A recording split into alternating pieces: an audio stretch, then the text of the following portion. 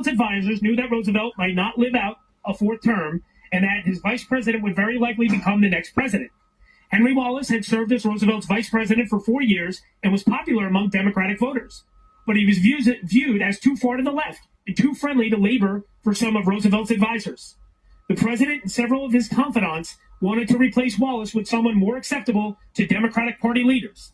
Outgoing Democratic National Committee Chairman Frank C. Walker, incoming Chairman Hannegan, Party Treasurer Edwin W. Pauley, Bronx Party boss Ed Flynn, Chicago Mayor Edward Joseph Kelly, and lobbyist George E. Allen all wanted to keep Wallace off the ticket. Roosevelt told party leaders that he would accept either Truman or Supreme Court Justice William O. Douglas. State and city party leaders strongly preferred Truman, and Roosevelt agreed. Truman did not campaign for the vice presidential spot, though he welcomed the attention as evidence that he had become more than a senator from Pendergast. Truman's nomination was dubbed the Second Missouri Compromise and was well received. The Roosevelt-Truman ticket achieved a 432-99 electoral vote victory in the election, defeating the Republican ticket of Governor Thomas E. Dewey of New York and running mate Governor John Bricker of Ohio. Truman was sworn in as vice president on January 20th of 1945. Truman's brief vice presidency was relatively uneventful.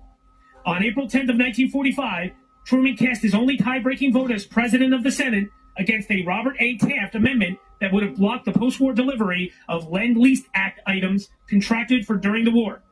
Roosevelt rarely contacted him, even to inform him of major decisions.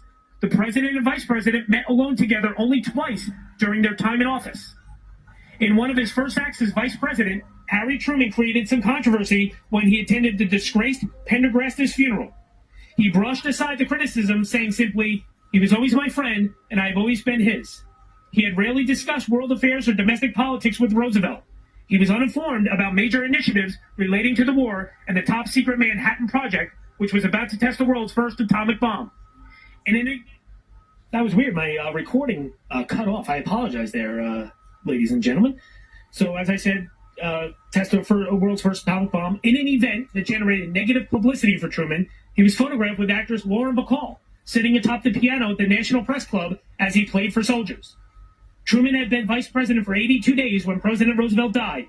Truman, presiding over the Senate as usual, had just adjourned the session for the day and was preparing to have a drink in House Speaker Sam Rayburn's office when he received an urgent message to go immediately to the White House.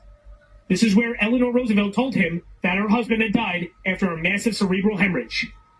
Harry Truman was sworn in as president at 7:09 p.m. in the West Wing.